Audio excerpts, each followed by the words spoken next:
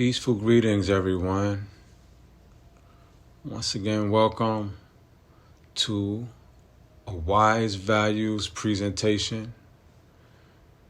We are Wise Values nonprofit organization, and tonight we are having a wonderful and special presentation of our co-founder, the beautiful Ami Ra Wise, with her presentation of a meditative way of life.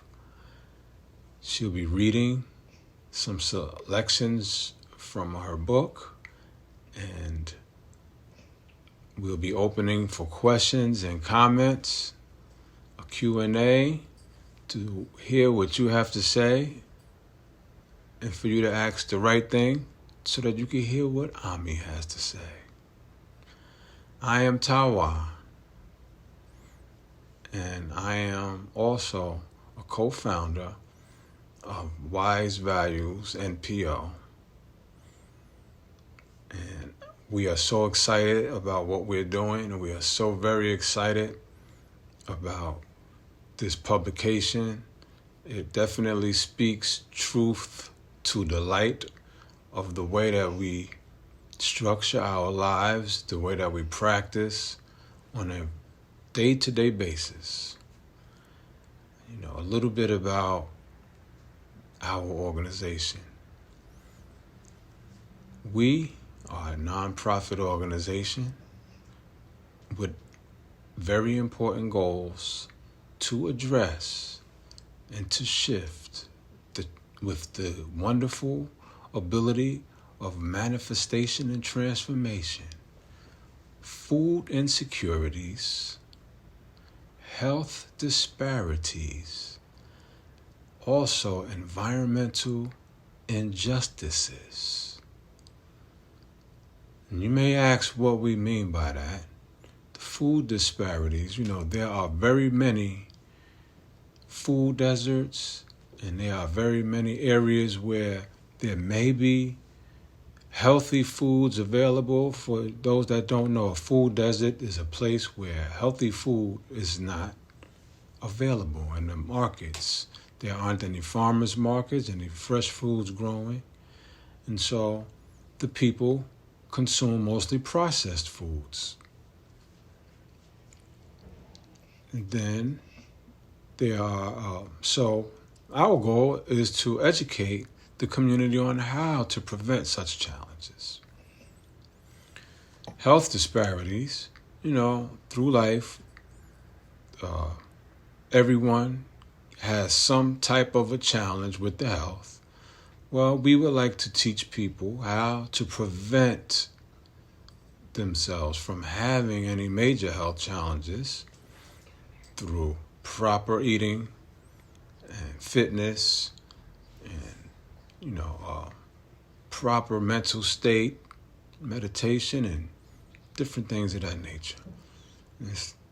The health disparity piece is that people in lower income environments have a more significantly greater number of health challenges than people in environments that are so-called more affluent or abundant. And finally, environmental injustices. We will address some of the challenges that's going on with the environment. And, even with the situation with the Canada fires and everything like that, how could we prevent such challenges, and how could we protect ourselves when the environment offers challenges? What can we do to be safe? So that's a little bit about Wise Values NPO. And of course, stay in tune with our website and visit often. Join our mailing list, and we will give you any updates as they occur, and we will keep you in alignment with what we're doing. So without further ado, we're going to invite the wonderful artist of literary skills, Ami Ra. Ami Ra Wise. Yeah. Woo-hoo!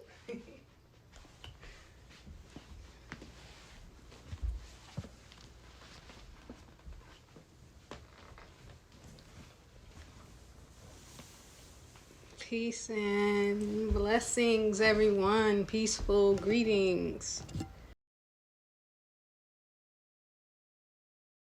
I would like for us to all start with 3 solid, deep breaths, invoking upon that inner spiritual light, calming our minds, and being in the unison of soul connections with each one and everyone within the humanity, giving thanks for the oxygen, the pure oxygen that we poorly take for granted, and accentuating our appreciation and respect for all the natural resources that we have in order to sustain our health and wellness on this planet. So 3 deep breaths.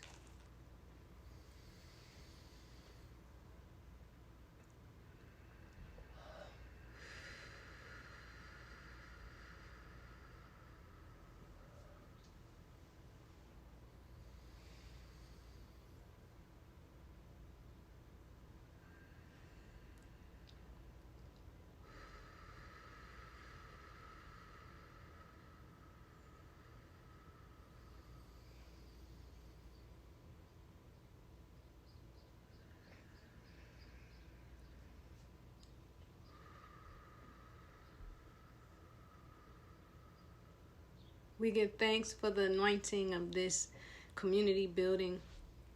We give thanks for the ability to know all that lies within and our ability to tap into the truth, the delight, the love that resides in our core and radiates outwards. We give thanks for the health and the healing and the light that shines forth from us to inspire greatness and lead us into a more wholesome, holistic reality. Ashe. Ashe. So I am the author of A Meditative Way of Life, connecting with the core of your being. This book flowed through me as I was reflecting about the foundational aspect of wise values. What is the most core, important principle as it relates to cultivating wise values within ourselves, within our families, and within our community, within the entire world. And one of the main lessons that I learned growing up in urban environments and inner city streets and throughout the Black community and society at large was that there is an inner voice, a guiding, directing presence. But there's so much around that pulls us away from that voice, that causes us to drown that inner guiding, directing presence, causes us to avoid it, and causes us to tune into so many different frequencies that we lose sight of the true sense of direction, our true director, our true guide, our intuitive power to navigate safely through the world that we live in and achieve the positive outcomes and results that we desire, that we all naturally desire. So I really felt that it was very important to accentuate, this is not another organization or cultish group in the sense of we're the leaders, follow us. We got the answers, follow us. It's that's old and dead, because that doesn't work. That the essence is being able to lead each other back within ourselves so that we can actually find and discover the holistic living truth, the indisputable truth, so that when I speak the truth, you've connected to that truth within and it resonates, and we unify on that truth, not because you don't know and you believe somebody else, but because that truth that you hear being spoken from me affirms the truth that is resonated and that has been cultivated from within you. And so that's a key to unity, to brotherhood, sisterhood, to family, to peership, to the round table, where we come together to solve our collective problems and not look for somebody else to give us the answers. And so going within and cultivating that meditative presence gives each of us that authority and the responsibility to contribute our offerings and our gifts to the collective table. And so that's something that I really want to emphasize as it relates to this book, Meditative Way of Life. And it has been the foundation of my life. And I'm going to go through the book briefly. I'm not going to read the whole book, but there are some key points that I wanted to echo and just kind of like speak a little bit about. So I created these little note cards, and then I'm going to read briefly from the note card, and then I'm going to let you know what page I'm reading from, and I'm going to read from that section, and that's how we will continue. So I was challenged with learning how to safely navigate a treacherous and deceptive society. But once going inward, I found my way through many illusions. Chapter 1, page 1. Meditation is an inner journey, a journey of soul discovery and internal, multidimensional relationship building. Through observation of our inner functioning, we are able to tune into many active processes. Some processes correspond to our nervous, endocrine, and circulatory systems. These systems can be altered and influenced by external stimuli. Through meditation, we discover the means to inhibit the influence of external pressures upon our internal wellness, calmness, stability, and peace. Instead, through soul searching, we reconnect our physical functions to our core being, to allow us to respond to life's events from the spirit of love. Our divine responses allow us to create environmental factors that support wellness.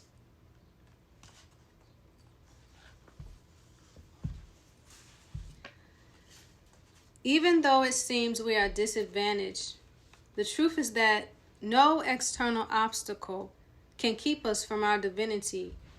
Only when we submit to lies do we lose our way. Can you move from there? Because I feel like you're going to knock something over. Thank you.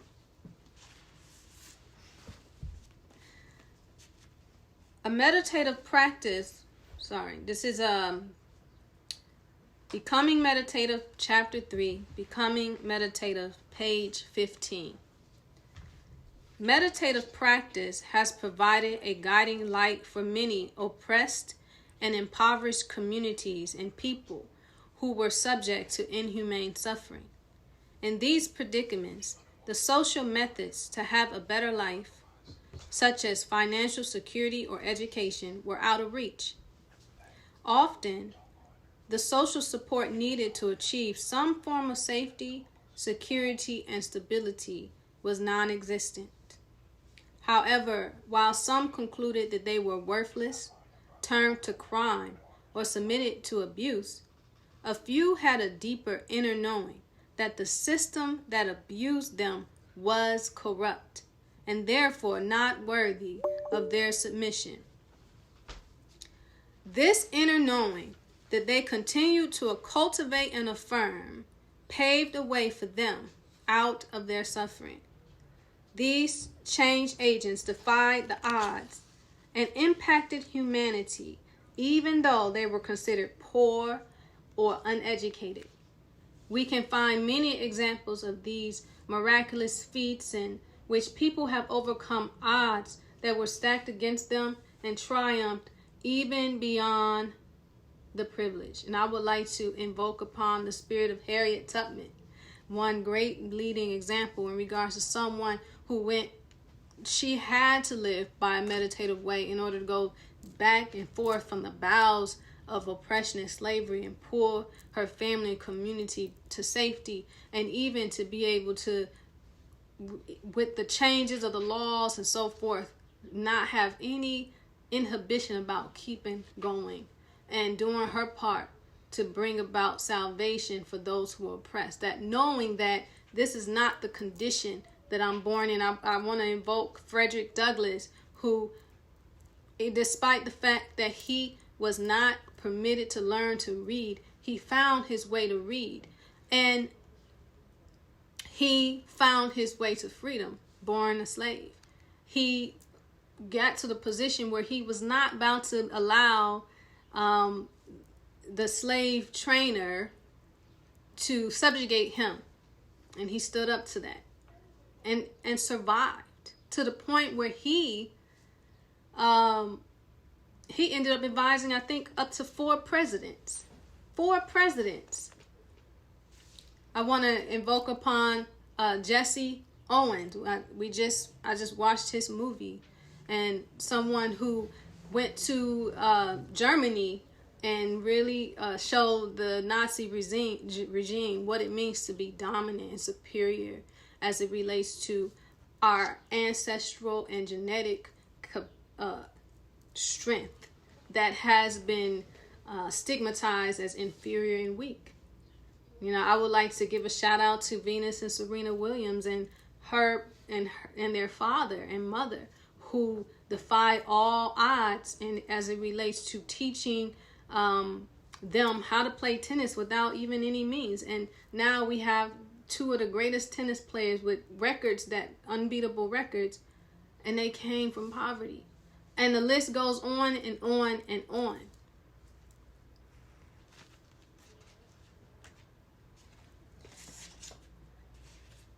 Painful and harmful experiences nagged at me and pulled me into a pit of despair. However, once I gave space to observe, examine, process, and learn from the pain, I began to rise. So this is chapter 4, being positively empowered by meditative practice, page 20. Oftentimes, our negative reaction to certain situations is the result of triggered, conditioned reactions programmed by past, unaddressed traumas. Through a meditative way of life, we provide space to examine and learn from our past and identify points in our lives in which we were traumatized by abuse. We also make room to examine the conditioned collective reactions to abuse or pain, which has proven counterproductive and harmful, only furthering and multiplying abusive behaviors and painful experiences. Additionally, through meditative practice, we can study and cultivate more responsible and corrective responses to abuse and pain. This empowers us with the ability to remove ourselves from abusive relationships and environments and manifest supportive and healthy relationships environments. So this speaks about how do we get out of the entanglement of abusive relationships.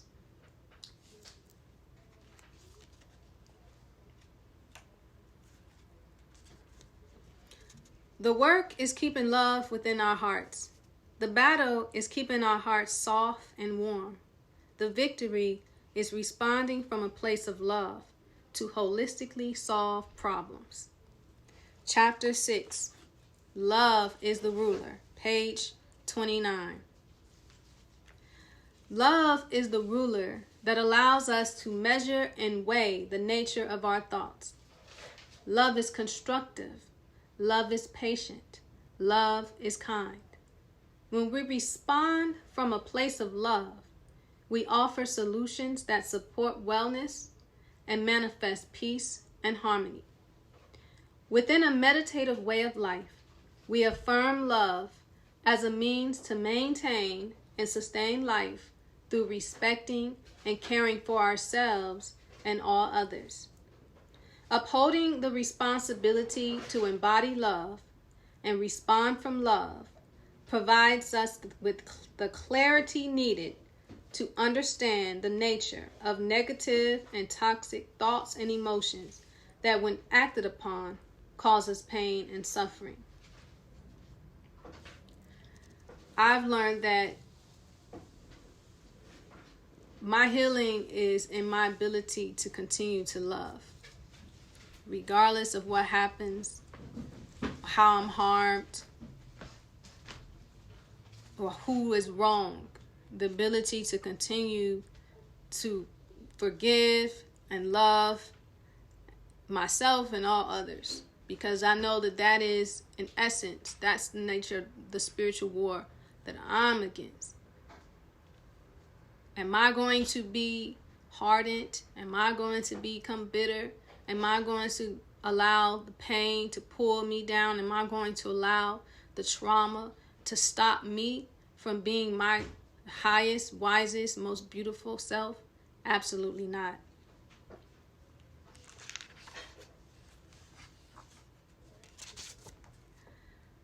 There are many temptations urging us to defile ourselves and settle for a sexual relationship that undermines our health and wellness. I was told that I am unworthy and undeserving of true love. Yet I knew that that was not true, because I totally and completely love myself. Chapter 9, Attracting a Meditative Partnership. Page 45. A marriage that is the product of collective health and wellness fulfills the deepest yearnings for intimate love and companionship. This sacred bond fully supports the activation of our greatest potential. This loving union stabilizes and secures our ability to make continuous progress. Joining a partner who is devoted to cultivating collective wellness grants us the opportunity to heal deeper layers of trauma. The love within this sacred relationship is a healing bond, renewing and restoring our purity, honor, and integrity. Prosperity and wealth are sourced within a marriage founded and governed by righteous principles. This is a love that humanity craves, but has also forgotten how to find. And you notice that I mentioned trauma a couple of times throughout the reading. And I just wanted to give a little mention that we come from a very tragic, abusive, and traumatic circumstance. And our ancestors, our foreparents, were abused and traumatized by individuals who also were within a social contract of abusing and traumatizing as a way of life. And this has become the foundation for the country we live in. And most of the relationships, contracts, are some way or another connected to those initial faulty relationship bonds. And we literally have to heal and build through that in order to weed all of those toxic elements out of our relationships. I'm healing traumas of my great-grandparents, my grandparents, and my parents, and even my own personal experiences, because the reality of love and respect was not honored. And it's something that we are rising to realize, to honor, and to put into practice as it relates to the relationships that we are building.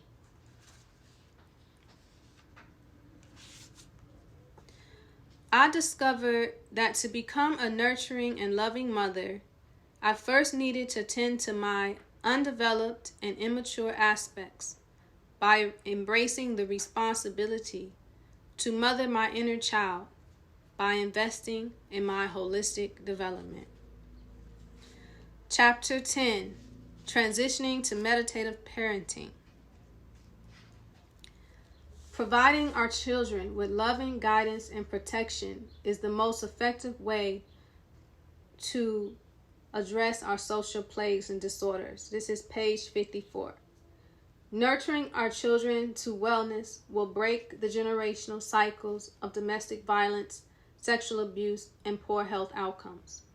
The means to wholesomely love and nurture our children is discovered as we focus on our own personal growth and healing.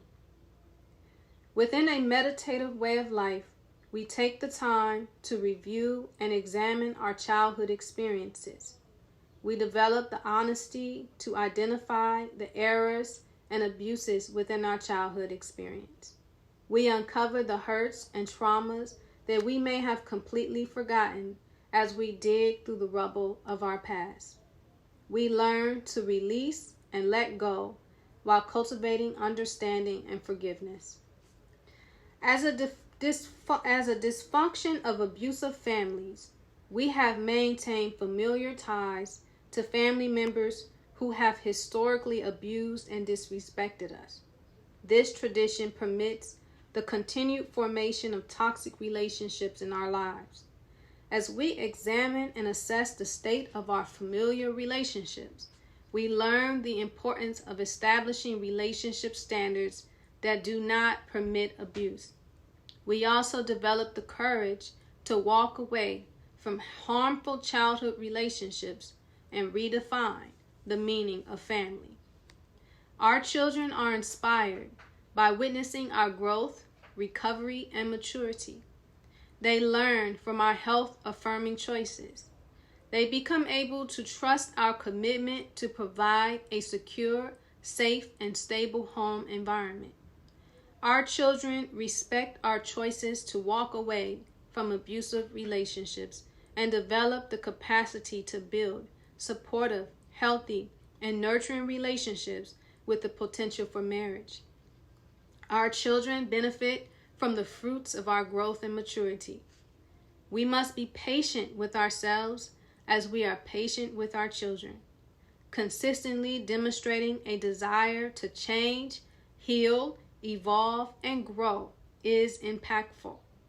Our children will observe our efforts as they naturally seek answers and solutions. We teach them by example. Nurturing our wellness provides the tools and resources that benefits our children. We open new avenues for our children to explore. We demonstrate wholesome behaviors for our children to practice. Through our meditative journey, we are paving the way for a wholesome and healthy society.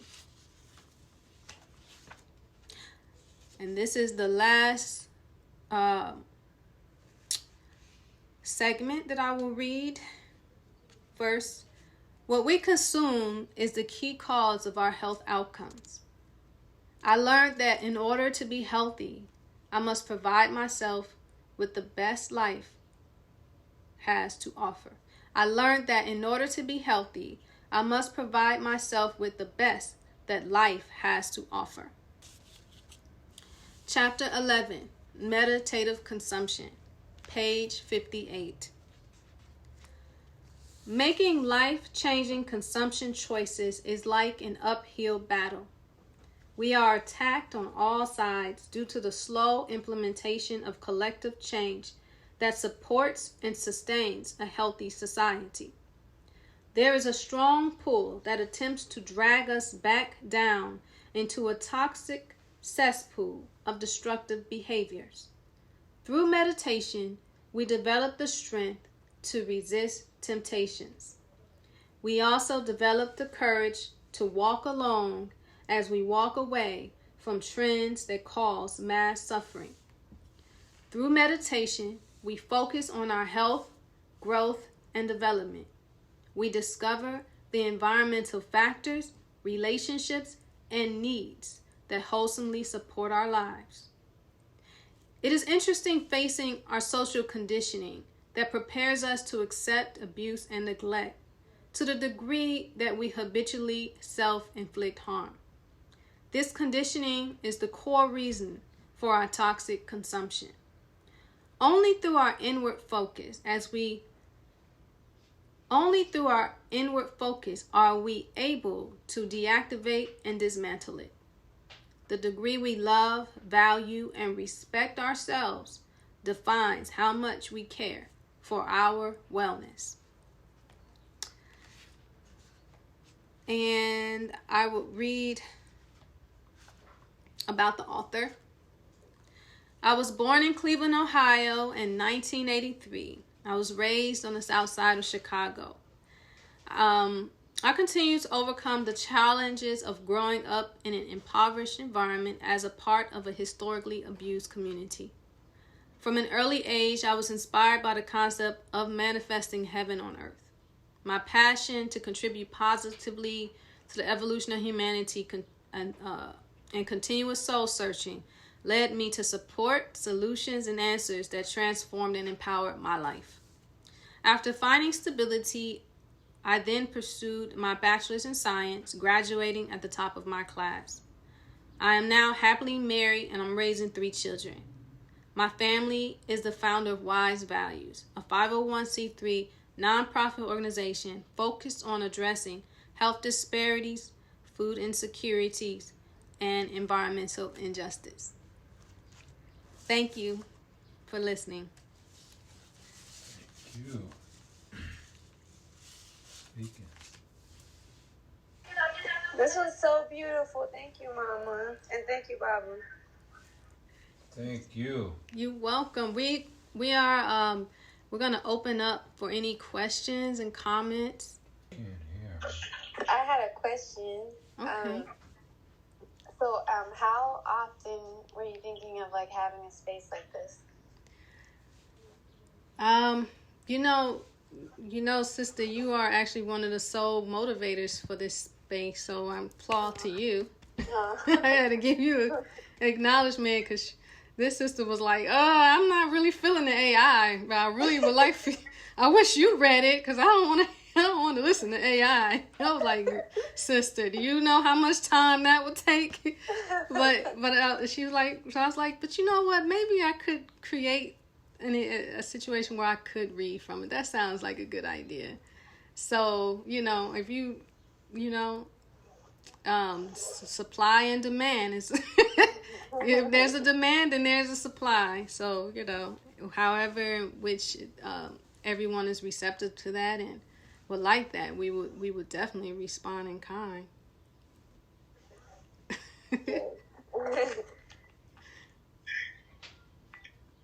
But we'll talk. Yes. I want to thank you all for, I'm not closing the floor for questions or comments, but I just want to thank you all. I consider you and others who were not able to join as my inner circle, my core supporter, our core supporters, as it relates to, we're starting a nonprofit and just having that audience that just applaud us and encourage us and give us the strength to keep on moving, So I just want to let you know that really, really appreciate you and value all of the support that you've given, your contributions. Thank you for buying the book, sharing and just communicating and building with us, and just for the relationships that we've had over the years. I really value who every one of you have been in my lives and the different ways in which you've supported and we've reciprocated in that support. And so, thank you. And I'm definitely thinking about ways to show my gratitude to you all. This is raise value. This is wise value. Yes, Amira, This is Maika, and I just want to thank you for taking the time to write the book and to put it out so that people can begin to think otherworldly. You're doing a great job, and I want you to continue to push forward regardless of any obstacles you may run into, because we've got to change ourselves, and in changing ourselves, we're able to change the world. And truly, we were born into a very toxic world, and that getting that toxicity out is a major factor in growth and development. And the meditative way of life is one way of getting beyond the toxicity that assails us from all points. So again, thank you. Thank you. And for those who do not know, Maika is my biological mother. And I'm very grateful for your comment and your support and just the relationship that we continue to build throughout my life. I'm grateful for all the tools that you provided me. I was born at a time where my mother was and my father was separating, and my mother was going through so much, challenges of overcoming. And, at some point she started seeking healing modalities and bringing in, things like meditation, books and videos and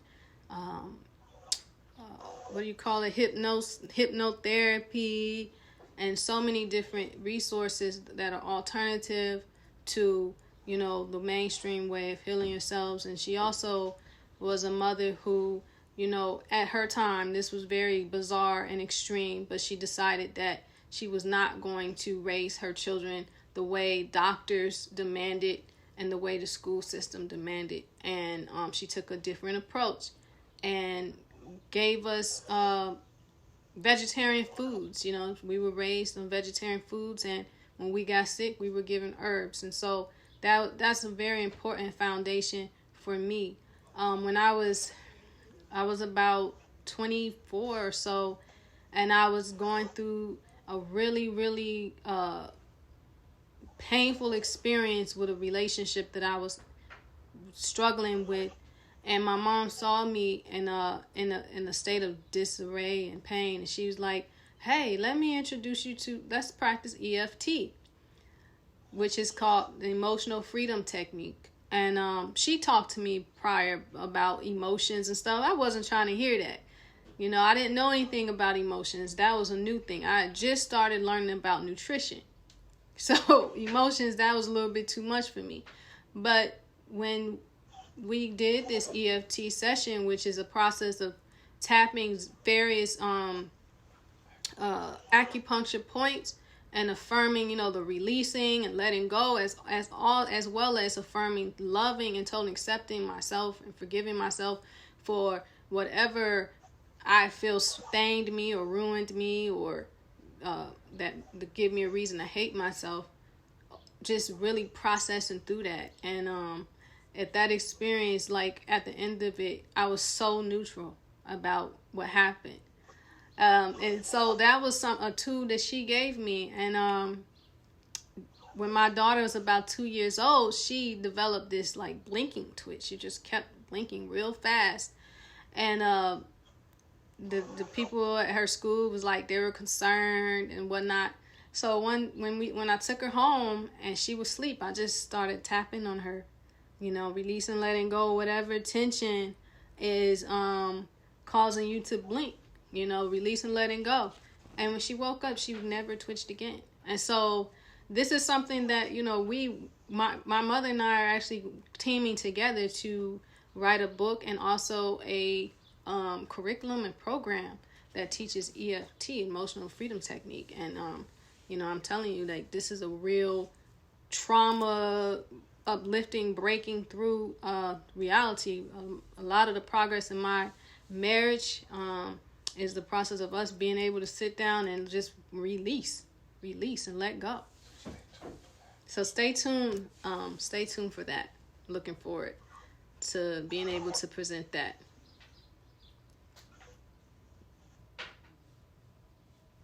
Thank you, Amy. You're welcome. Love you. Mm-hmm.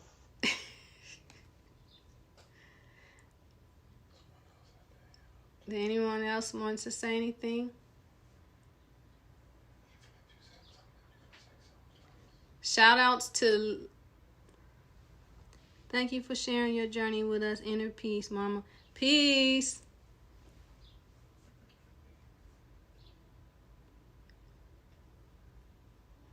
All right, well, shout out to you all. So, peace. Thank you for joining us, Bacardi. Thank you for joining us, Lee Bay. Thank you for joining us, Mama Lexi. All right, well, I'm very grateful that you joined me, and hope to do this again another time. I love you all. I'm very appreciative to you all. Thank you so much for your support, and peace and blessings. See you soon.